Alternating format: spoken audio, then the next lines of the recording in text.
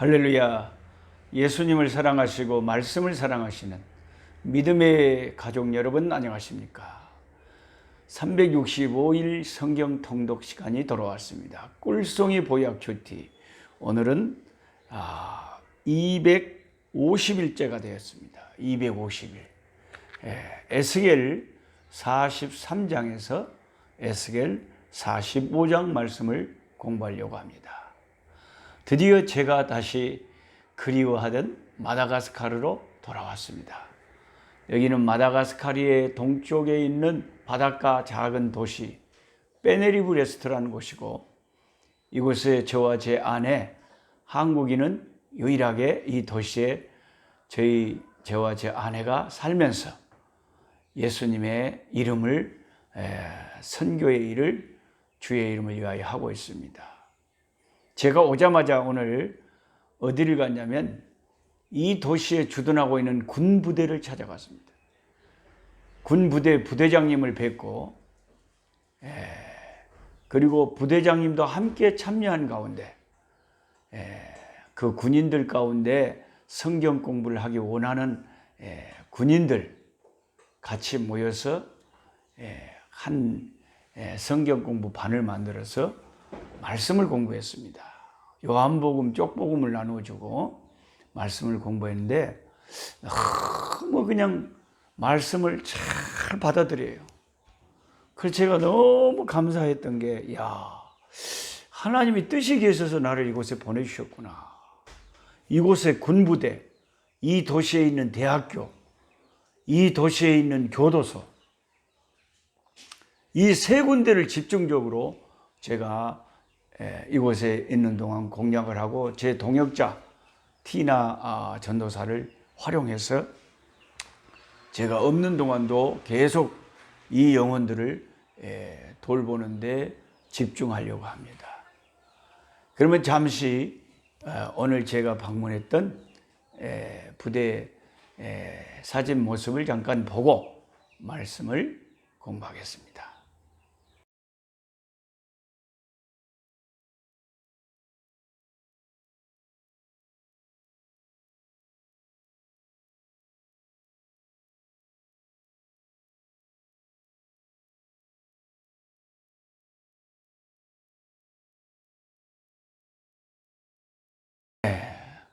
이제 다시 말씀 공부 시간인데요. 그러니까 이곳에 그 군인들 저는 가서 보고 너무 감사한 게, 그분들이 성경 사다 달래요. 성경 사다 달라는데 당연히 사다 줘야죠. 그 영혼들이 얼마나 귀한지. 그 부인들도 있고 자녀들도 가족들이 다 있잖아요. 여기는 군대가 한국처럼 이게 반드시 국민의 의무가 아니고 자기들이 직업으로 군인을 택한 거 아닙니까? 그러니까 그 영혼들이 너무나 추수할 곡식이 많다는 주님의 말씀이 정말 실감나는 곳이 이곳이에요. 너무나 이 그물을 던지면 잡을 고기들이 많이 잡히는 거예요. 얼마나 감사합니까, 여러분? 그리고 오늘 이렇게 공부할 때 혹시 어떤 분들이 저한테, 어떤 목사님이, 감리교 목사님이 저에게 물으시더라고요. 그 노성교사님은 그 말씀 그렇게 공부할 때 주로 어떤 주석을 참고합니까? 그래서 제가 참고하는, 제가 좋아하는 책들을 잠깐 소개하고 공부하려고 합니다.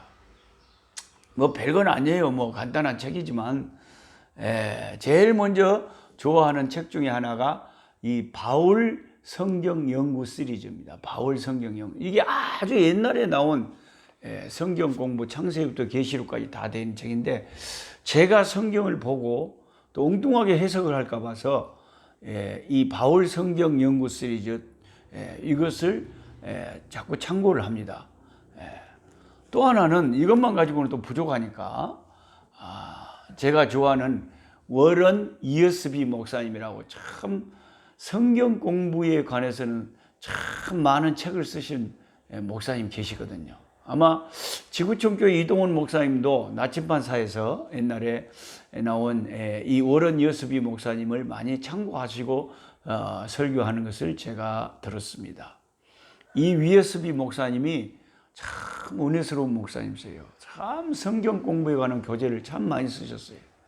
이 위어스비 목사님이 우리 한국에서는 디모데 출판사에서 365일 말씀 묵상이라는 것을 이렇게 간결히 간단하게 주석을 해놨어요. 그래서 이 목사님이 은혜가 있기 때문에 이 목사님의 이 책을 제가 또 참고해서 매일 제가 말씀 나누는데 이 책을 많이 참고합니다. 그 다음에 그걸로는 부족하니까 미국 남침례교 교단의 유명한 성경 설교자가 있습니다. 그분이 바로 맥아더 목사님이시죠. 이 맥아더 성경 주석이라고, 이 맥아더 성경 주석은 상당히 성경적인 주석, 성경을 성경으로 푸는 주석으로 되어 있습니다. 그래서 이런 아주 성경에 능통한 이런 목사님들의 쓰신 글을 제가 참고하고 여러분과 나누고 있습니다. 그리고 제가 제일 좋아하는 세계적인 설교가 스펄전 목사님이나 무디 전도자가 있는데, 이 무디가 쓴 무디 성경 주석이 있어요. 무디 성경 주석. 겁나게 두껍습니다. 이게 들고 다니기도 힘들어요.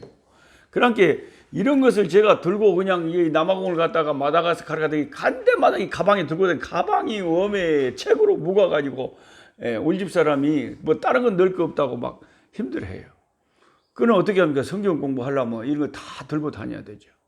그래서 무디, 맥아더, 워런 예스비, 바울 성경 시리즈, 이런 것이 주로 제가 참고하는 책이고, 그 외에 이제 인터넷을 통해서 많은 목사님들 그 본문을 또 어떻게 설교하시는지 그런 걸 많이 참고하고 있고, 또 정통적인 주석이나 원어는 또 뭐라고 되어 있는지, 또 다른 언어의 성경은 어떻게 써져 있는지, 그런 것들을 주로 참고하면서 여러분과 함께 매일 성경 공부를 하는데 준비하고 있습니다. 이게 좀 참고가 되셨죠? 그러면은 말하자면은 여러분 성경 에스겔 43장을 펼쳐보시기 바랍니다. 그 어렵다고 하는 구약의 묵시록 같은 이 에스겔서를 이제 오늘하고 내일 하면 마치게 되니까 제가 한층 좀 어깨가 가벼워지는 것 같아요. 아따, 이 어려운 말씀이 이렇게 부족하나마 조금씩 공부를 할 수 있다는 거, 감사할 뿐이죠. 에스겔 43장에는 참 은혜스러운 이 장면이 나오는데, 하나님의 영광이 다시 성전으로 돌아오는 환상을 선지자가 보는 거예요. 우리가 에스겔 11장 부분에서 읽어봤잖아요. 하나님의 영광이 이제 예루살렘이 망하기 직전에 하나님의 영광이 성전에서 떠났잖아요. 그 영광이 그 성전 동문을 향해서 싹 문지방에 처음에 머물렀다가 성전 동쪽 문에 머물렀다가 그 다음에 그 성전이 위치한 그 산자락에 머물렀다가 그리고 사라졌거든요. 하나님의 영광, 하나님의 얼굴빛이 우리에게 머무느냐, 비추느냐, 안 비추느냐, 이것은 정말 치명적으로 중요합니다. 그래서 구약에도 그 하나님께서 제사장을 통해서 이스라엘을 축복하라고 했을 때 그 구약의 축도가 구약 말씀에 있잖아요. 거기에 보면은 여호와는 내게 복을 주시고 너를 지키시기를 원하며, 여호와는 그 얼굴을 내게, 그 얼굴빛을 내게 비추사, 그 얼굴빛을 내게 비춘, 하나님의 얼굴빛이 내게 비춘다. 하나님의 얼굴이 나에게로 향하신다. 이게 하나님이 이스라엘 백성의 제사장에게 하라고 하는 축복의 내용이었어요. 그러니까 저와 여러분이 오늘 하루를 살 때도 하나님의 얼굴빛, 그게 하나님의 영광이거든요. 우리가 어떤 사람을 이렇게 대할 때 그 사람이 나를 보면 얼굴을 딱 가려버린다, 얼굴을 그냥 안 쳐다봐 버린다, 그거는 그 사람하고 관계가 완전히 끝나버릴 때 그런 거예요. 외면해버리는 거죠. 그 사람이 나를 봤을 때 그런데 하나 미소를 지으면서 나를 보고 반갑다고 한다. 그건 좋은 관계예요. 하나님이 그 얼굴을 내게로 향하시고 평강을 주시고 은총을 베푸시며 하나님의 얼굴빛이 내게 비춰지는 그 역사가 주의 영광이 내게 머무는 거예요. 하나님의 얼굴이 하나님의 영광이죠. 그러니까 성전이 멸망하기 전에 일어났던 일은 먼저 하나님의 영광이 떠나버려요. 하나님이 그곳에서 떠나버려요. 그런데 이제 다시 놀랍게도 우리 하나님께서 회복의 은총을 베푸시는데 이 에스겔 선지자에게 다시 그 이스라엘의 성전을 새롭게 하시고 그 성전 동문을 향해서 동쪽 문으로 나가셨던 그 영광이 다시 성전의 동쪽 문을 향해서 돌아오시는 그 환상을 보여주시는 거예요. 이게 43장에 너무 은혜스러운 말씀. God's glory returns to the temple. 하나님의 영광이 성전으로 돌아오고 있어요. 1절에 보면 그 후에 그가 나를 데리고 문에 이르니, 그 문이 무슨 문, 동문이며 서문이 북문이에요, 남문이에요? 그 문이 곧 동쪽을 향하여 있는 동문이라는 거예요. 이스라엘 하나님의 영광이 동쪽에서부터 오는데, 할렐루야. 하나님의 음성이 많은 물소리와 같고 땅은 그 영광으로 말미암아 빛나니 그 모양이 내가 본 환상 곧 전에 성읍을 멸하러 올 때에 보던 환상 같고 그 발강가에서 보던 그 하나님의 그 보좌의 환상과 같기로 내가 곧 얼굴을 땅에 대고 엎드렸더니 여호와의 영광이 동문을 통하여 성전으로 들어가고. 제가 왜 이 동쪽 문을 늘 강조합니까?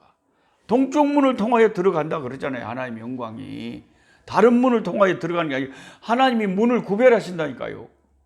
성전에 나 있는 동서남북 문에 북쪽 문은 하나님이 거기에는 이제 제사를 드리는 모든 시설들이 되어 있고 이 동쪽 문을 통해서 하나님이 출입을 하시 그 영광이.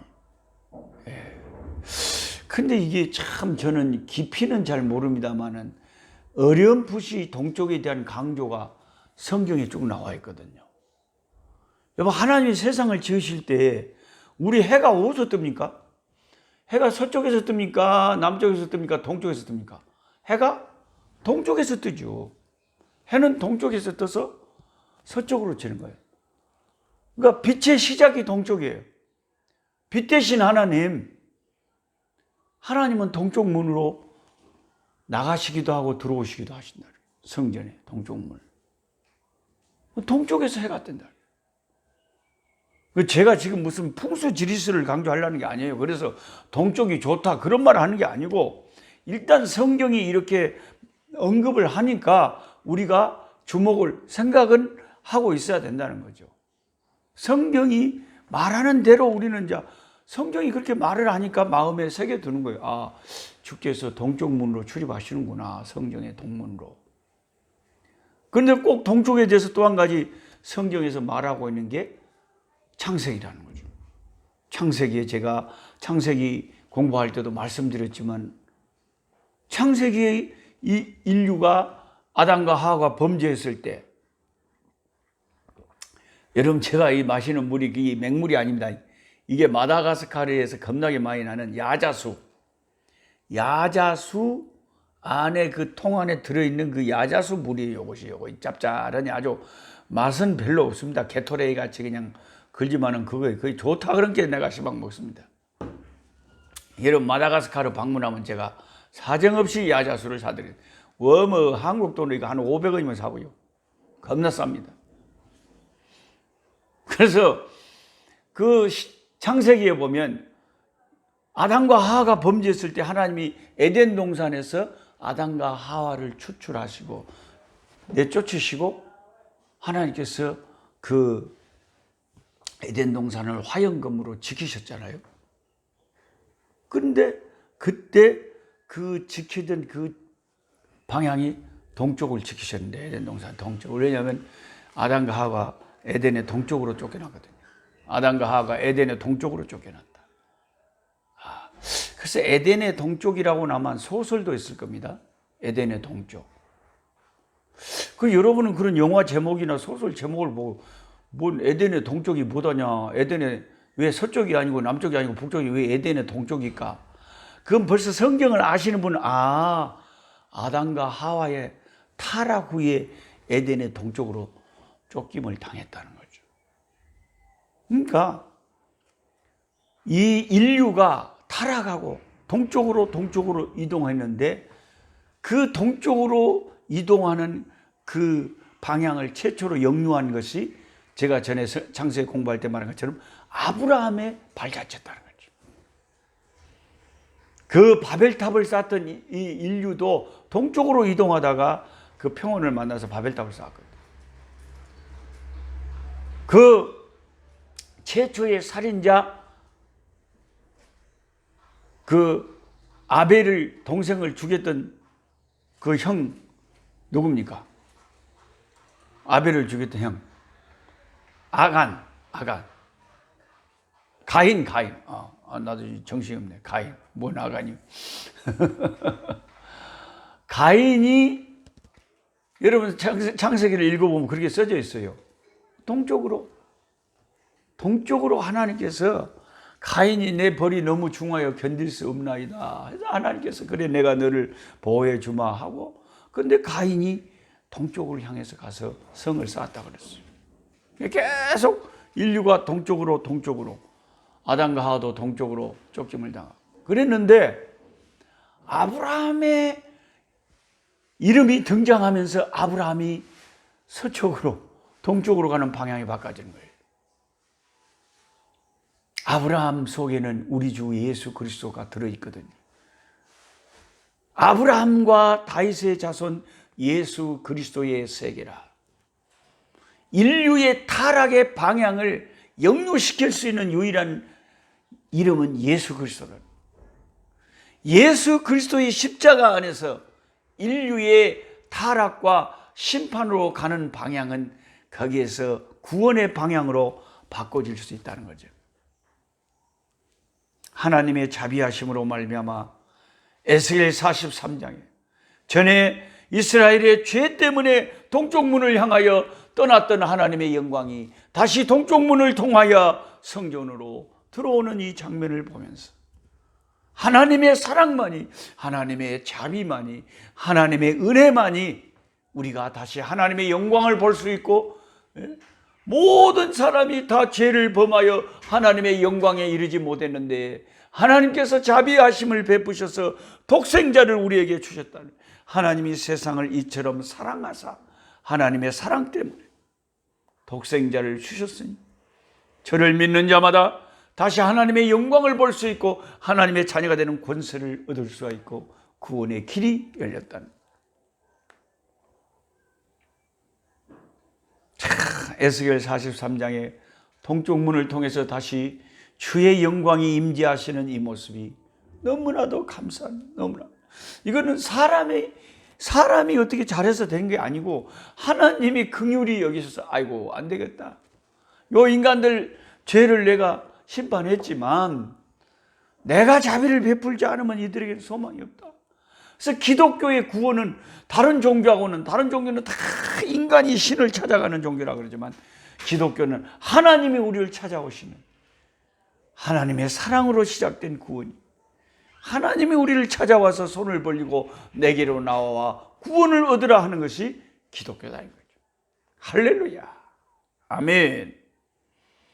그 다음에 이제 13절부터 보면 번제단에 대해서 에스겔 선지자에게 이거 봅니다. 사실 번제단 하면 가장 중요한 것이 우리 주 예수님의 십자가의 죽으심이죠. 그러니까 구약의 성전에는 번제단이 있어서 짐승의 피를 흘려서 번제단에서 잡아서 피 흘려서 하나님 앞에 우리의 죄를 담당했지만 이 번제단이 상징하는 것은 결국 예수님의 십자가라는 거죠.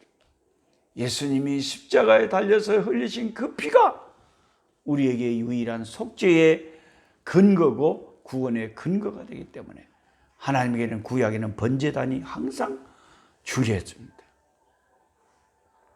번제단에서 이제 송아지나 염소나 양을 잡아서 하나님 앞에 짐승을 잡아서 바치는 거죠. 속죄제를 바치고. 할렐루야. 그 다음에 에스겔 44장에 보면 하나님께서 초반부에는 성전 동쪽 문은 사람들이나 제사장들 출입하지 말고 그 문은 항상 닫아둬야 됩니다. 눈치 빠른 분은 왜 그런지 알 거예요. 제가 하도 동쪽 문을 강조했기 때문에. 그건 하나님이 출입하신 문이니까 우리 인간이 함부로 하나님이 출입하신 문을 같이 출입하면 안 되죠. 44장 1절에 그가 나를 데리고 성소의 동쪽을 향한 바깥문에 돌아오시니 그 문이 닫혔더라. 여호와께서 내게 이르시되 이 문은 닫고 다시 열지 못할지니 아무도 이리 들어오지 못하게 할 것은 이스라엘 하나님 여호와가 그리로 들어왔음이라. 그러므로 닫아둘지니라. 하나님이 계신 보좌에도 우리가 같이 가까이 하기에는 그 우리 인간은 그게 안 되잖아요. 하나님 보좌 가까이에는 특별한 하나님의 그룹들, 천사들, 체루빔들, 24 장로와 어린 양 주님이 하나님 보좌에 가까이 계시는 거지. 우리가 아무리 순교자고 아무리 대단한 하나님의 종들이라 할지라도 그렇게 하나님이 계시는 그 보좌 가까이는 특별한 하나님의 어린 양과 24 장로와 하나님의 그 찬양하는 그룹들이 있는 곳이지 우리 사람이 있는 것이 아니죠.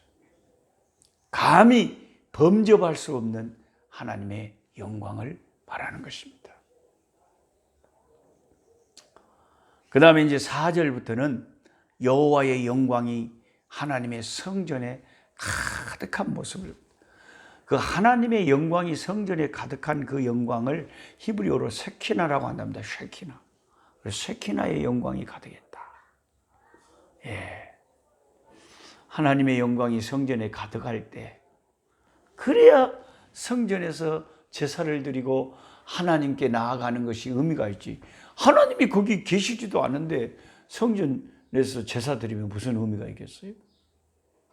우리의 성전된 우리의 육신에는 하나님이 그의 성령으로, 하나님의 영으로 우리 가운데 임재해 계시니까 할렐루야. 이게 너무 감사한 거지. 근데 9절부터 보면 레위 사람들의 제사장 직분을 더 이상 제사장 못하게 박탈시켰어.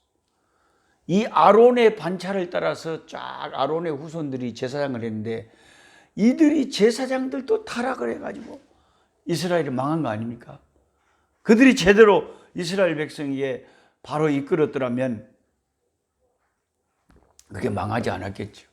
제사장들이 타락해가지고 그들이 망했기 때문에 하나님이 다시 새 성전을 세우고는 이제 아론의 후손들의 제사장을 더 이상 일 못하게 했어요. 그들 세우지 못하겠죠. 가까이 오지 못하지. 13절에 그들이 내게 가까이 나와 제사장의 직분을 행하지 못하며 또 내 성물, 지성물에 가까이 오지 못하리니 그들이 자기의 수치와 그 행한 바 가증한 일을 담당하리라. 하나님은 더 이상 그 아론의 후손들을 통해서 제사장 일을 못하게 했어요. 그리고는 이제 다른 사람을 세우신 거예요. 15절에 이스라엘 족속이 그릇 행하여 나를 떠날 때에 사독의 자손 레위 사람 제사장들은 내 성소의 직분을 지켰은즉 그들을 내가 가까이 나와 수종들되 내 앞에 서서 기름과 피를 내게 드릴지니라. 주 여호와여. 이제는 아론의 후손들이 아닌 사독의 후손들이 하나님 앞에 제사장으로 제사 드리는 자로 제사의 관계에 섬기는 자로 쓰임받았다는 거죠. 이런 하나님의 성품을 말씀을 통해서 볼 때에 하나님이 나를 쓰실 때 정말 감사함으로 충성되게 잘 감당해야지. 하나님에게 쓰임받는다는 게 얼마나 큰 복입니까? 너무나 큰 복이죠. 하나님이 나를 쓰실 때 충성되게 잘해야지. 그렇지 않으면 하나님이 안 되겠다 싶으면 나 말고 하나님 다른 사람을 토기장이 되신 주님이 얼마든지 그릇을 바꿀 수가 있으시죠. 예, 그런 말씀이 여기 44장에 담겨 있습니다. 그리고 그 사독의 후손들로 제사장을 삼고는 하나님께서 그들에게는 기업을 주지 말라는 거예요. 28절에 그들에게는 기업이 있으리니 내가 곧 기업이라. 여기서 기업을 주지 말라고 하시고 기업이 있다 이 말은 그 기업은 세상 기업이었고 하나님이 곧 하나님의 종들의 기업이라는 거죠. 하나님이 기업이 되신다. 하나님이 산업이 된다. 할렐루야. 아버지 감사합니다. 그래서 저도 참 제가 처음에 제 아내하고 결혼했을 때 결혼 올해 34주년 됩니다마는 제가 부산 구포에서 총각 전도사로 있으면서 저희 셋집에 우리 형제들, 저는 원래부터 학생들을 좋아했어요. 제가 학생 때 예수 믿고 이렇게 하나님의 종 되고 싶어서 그래서 학생들이 참 중요하다. 그래가지고 학생들을 많이 저희 집에 데리고 있었어요. 학원에도 보내고 공동체 생활을. 우리 집사람이 그냥 우리 새빵살이 결혼해서 집에 들어오자마자 자기도 직장 다니면서 가난한 전도사한테 시집 와가지고 도시락을 7개를 싼 신혼 와가지고 한 달 만에 신혼 이불이 다 달아졌어요. 우리 형제들이 얼마나 내 신혼 이불을 지금도 많이 덮었는지 형제들이 막 다 그 실이 뜯어져 버리고 우리 장모님이 와서 보시더니 뭐 어떻게 이렇게 신혼 이불이 이렇게 급하게 다 달아져 버냐고 막 그러시더라고. 어쩐지 가난했죠, 가난해. 근데 그때도 나는 내 후에 내가 선교사가 됐지만 선교사들 돕는다고 우리 집 사람이 시집 올 때만 사온 테레비를 갖다가 팔아가지고 선교비 보내고 아주 희한하게 그렇게 젊으니까 아무것도 모르고 철없이 그렇게 아내를 고생 많이 시키고 그렇게 살다가 여기까지 선교지에 이제 3명 자녀 데리고 94년도에 한국을 떠나서 왔을 때 빈손 들고 온 거예요. 빈손 들고. 그 와서 보니까 차가 필요한데 애들이 학교를 왔다 갔다 했던데 뭐 차를 살 돈이 있어야죠. 그래갖고 아이고 제가 염치도 좋아요. 그래서 한 20명 정도 되는 정말 내가 부탁을 해도 이 사람이 안 들어줘도 아이고 노성기사님 죄송하지만 요즘 제가 형편이 안 좋네요 하고 거절을 해도 내가 무한하지 않은 아 그래요 알겠습니다 나중에 형편 되면 도와주세요 이렇게 말할 수 있는 친근한 사람들 20명의 명단을 적어가지고 몇십만 원씩 좀 도와주세요. 차를 사야 되겠어요. 차가 없으면 여기는 못 움직여요. 그 국제 전화비만 해서 한국 돈 한 60만 원이 나왔어요. 그러니까 한 20, 30명한테 내가 부탁을 했지. 몇십만 원씩 좀 도와줘서 차 좀 사게 해달라고. 교회는 사실 후원 교회는 그거 해봤다 잘 안 돼요. 쉽지가 않아요. 개인이 제일 나아요. 그래서 하나님께서 불쌍히 여기셔가지고 그 내가 친하다고 생각했던 사람들 부탁했던 사람들이 한 명도 예의 없이 아이고 우리 선교사님이 얼마나 그랬으면 나한테 국제 전화를 저렇게 다급하게 하겠냐. 그래서 다 보내주십니다. 그래가지고 차를 뭐 헌차를 사가지고 뭐 얘들 학교 보내고 적응을 할 수 있었죠. 근데 다 이 주의 종들은 세상에 기업이 있는 게 아니에요. 하나님이 기업이에요. 하나님이 도와주시고 하나님이 돕는 자들을 붙여주신다니까요. 어떤 사람이 후원을 해주다가 멈추잖아요. 아따 노 목사님은 유명하니까 뭐 다른 사람 해주기 자꾸 멈추잖아요. 그러면 희한하게 하나님께서 이쪽 문이 닫히면 저쪽 문이 딱 열려요. 또 뭐 알지도 못한 사람이 또 도와줘. 이 말씀이 너무 나는 신기한 거예요. 에스겔 44장 28절에 네 하나님이 내가 곧 너의 기업이다. 내 종들아. 제사장들은 하나님이 우리의 산업이에요. 하나님이 도와주시는. 사람은요, 안 됩니다. 하나님 마음을 움직여 주시고 하나님 도와주세요. 하나님의 역사가 놀랍습니다. 제가 12명의 아이들을 제가 에이즈로 부모 잃은 아이들을 키우고 지금 우리 딸이 지금 돌보고 있지만 남아공에서 내년에 6명이 반이 대학생이 돼요. 한 명의 대학생이 지금 2명이 현재까지 2명 대학생이거든요. 한 명은 남아공에서 대학 3학년이고 한 명은 한국의 백석대에 지금 1학년이고 내년에는 6명이 대학생이 있는데 이 한 명 대학생을 돌보는데 1년에 최소한 1,000만 원 이상 한국 돈으로 제가 제 주머니에서 나가요. 여러분 자식 한번 대학교 보내보세요. 근데 내년에 이제 6명을 내가 키우려면 이거 어떻게 해야 됩니까? 근데 걱정이 안 되는 것은 하나님께서 지금까지 다 키우셨는데 내년에는 또 뭐 안 될 리가 없죠. 배짱이 생기는 거예요. 믿음이 생겨요. 하나님이 다 내 기업이 되시고 산업이 되어 주신다. 할렐루야. 저만 그러겠어요? 뭐 여러분들도 다 왕 같은 제사장들이니까 하나님이 여러분의 인생을 책임지시고 인도하시는 줄 믿습니다.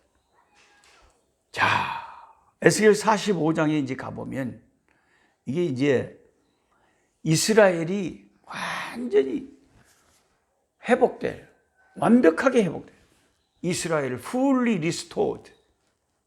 이스라엘이 이제 완전히 하나님 앞에 회복이 되고,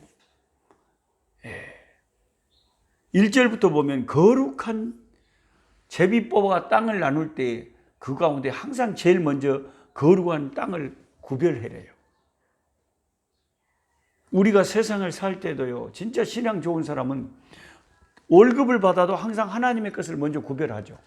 11조를 떼어내고. 저도 누가 뭘 주고 수입이 생겨도 우리 아내는 뭐 여지없이 무슨 세금쟁이처럼 11조부터 일단 떼요. 나는 뭔 11조를 그렇게 떼. 그냥 더 바치면 감사하고 더 바치면 되지 하지만 우리 집 사람은 정확해요. 그래도 11조는 11조고 감사하면 감사하고 구제는 구제고 성교는 성교지. 그리고 얼렁뚱땅은 없다. 우리가 어디에 가서 살든지 45장에는 거룩한 곳을 구별해서 그것은 하나님께 구별해서 드리라는 거예요. 참 잘하는 거죠. 그리고 9절부터는 통치자들은 항상 공평하게 자기 백성을 다스리라. 그 말씀을 하고 있고 18절부터는 이제 유월절과 장막절. 이게 참 이스라엘의 중요한 3대 절기. 첫째가 유월절. 그 다음에 오순절. 그 다음에 장막절. 유월절은 1월 14일부터 시작이 돼요. 7일 동안 무교병을 먹고. 무교병이라는 것은 교회를 처음 다니는 분들은 잘 무교병이 뭐다냐. 무교병이라는 것은요, 이게 이제 한자가 들어가서 하는 말인데, 없을 무자, 교자는 발효할 때 발효할 교자, 병자는 떡병자. 그래서 발효 안 된, 누룩이 들어가지 않은 떡, 이게 무교병이에요. 누룩 없는 떡이에요. 이게 맛이 없겠죠. 맛이 없단 게요. 왜 그것을 7일 동안 먹으면서 6월절 무교절을 지키라고 하느냐? 이스라엘 백성이 애굽을 하나님께서 해방시켜서 나오셨을 때 급히 나오느라고 그때 막 그렇게 맛있게 빵을 요리할 시간이 없었잖아요. 누룩 없는 떡을 먹고 나왔다. 그 이스라엘이 애굽에서 하나님이 해방시키던 그날을 기억하는 게 6월절입니다. 그 다음에 7월 15일부터 일주일간 계속되는 장막절. 하나님께서 다 추수 끝에 이게 이제 광야에서 고생하면서 초막 짓고 살던 그때를 기억하면서 그게 초막절이라고도 하고 장막절이라고 하는 수장절이라고 하는 그 절기를 지키라 하고 18절부터 말씀하십니다. 제가 이 다시 회복된 성전의 환상과 주님이 다시 제단에 대해서 말씀하시고 또 이 절기에 대해서 말씀하시고 또 제사장을 새롭게 하시고, 이런 것 보면 하나님은 항상 똑같으세요. 모세를 통해서 하셨던 것이나 다시 새로운 성령을 주시고 새로운 삶을, 새로운 시대를 여실 때에도 그래도 옛날하고 다를 바가 없어요. 또 제단이 있고 제사장이 있고 절기가 있고 그러세요. 하나님은 항상 변함이 없으신 하나님이시구나. 우리가 천국에 가도 하나님의 성품은 바꿔진 게 없고, 우리가 주님을 섬기는 예배와 기쁨과 말씀과 이 땅에서 섬겼던 것이 하나의 그림자처럼 다 그렇게 하나님을 섬겨 가겠구나. 하나님은 똑같으신 하나님이시구나. 이런 생각을 하게 됩니다. 할렐루야. 오늘 여기까지 하시고 우리 함께 온 세상에서 자기의 처소에서 찬송하는 시간을 갖겠습니다. 찬송가 243장. 저 요단강 건너편에 화려하게 배는지. 이제 좀 눈치채신 분은 눈치채시겠지만, 노 목사님은 맨날 저 요단강 건너가고 저런 찬송만 자꾸 불러서 한다냐 한데, 그건 내 프로그램이니까 그건 내가 마음대로 하는 거니까 뭐라고 하지 마세요. 저는 처음 예수 믿을 때부터 좋아하던 찬송의 주제가 뭐였냐면, 항상 며칠 후 요단강 건너가 만나리, 그런 거였어요. 그게 내가 항상 주님 만날 소망. 그게 처음 믿을 때나 지금이나 똑같은 거예요. 그럼 예수 믿는 사람이 소망 가운데 사는 거지 뭐 가지고 여러분 인생을 삽니까? 날마다 예수 만날 소망으로 안 살고. 243장. 저 요단강 건너편에 화려하게 배는지, 나를 위해 예비하신 집일세. 강가에는 생명나무 꽃이 만발하였네. 저의 얼굴 그곳에서 배우리. 주의 얼굴 배우리. 주의 얼굴 배우리. 슬픔 하나도 없고 금빛 찬란한 데서 거서가신 주의 얼굴 배우리. 주가 내게 부탁하신 모든 역사 마친 후 예비하신 그곳에서 쉬겠니. 성도들이 주의 영광 할렐루야 부를 때, 나의 음성 그 노래에 합하리. 아멘. 주의 얼굴 배우리. 주의 얼굴 배우리. 슬픔 하나도 없고 금빛 찬란한 데서 거서가신 주의 얼굴 배우리. 먼저 떠나 그곳에 간 사랑하는 친구들, 나를 기다리고 있으리로다. 세상 길을 나간 후에 나도 거기 올라가 뱃서 우리 함께 살겠네. 주의 얼굴 배우리. 주의 얼굴 배우리.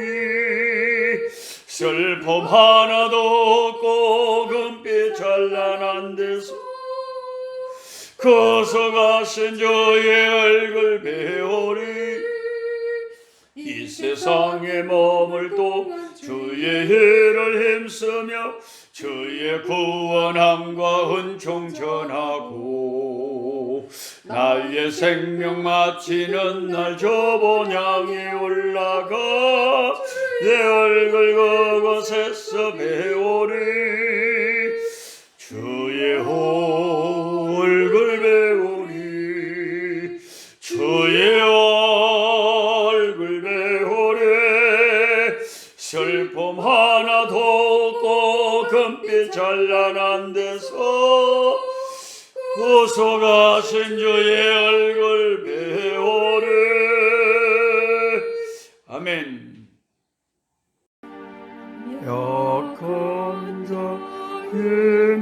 힘주시고 강한 자 바르게 주 환자 정택함이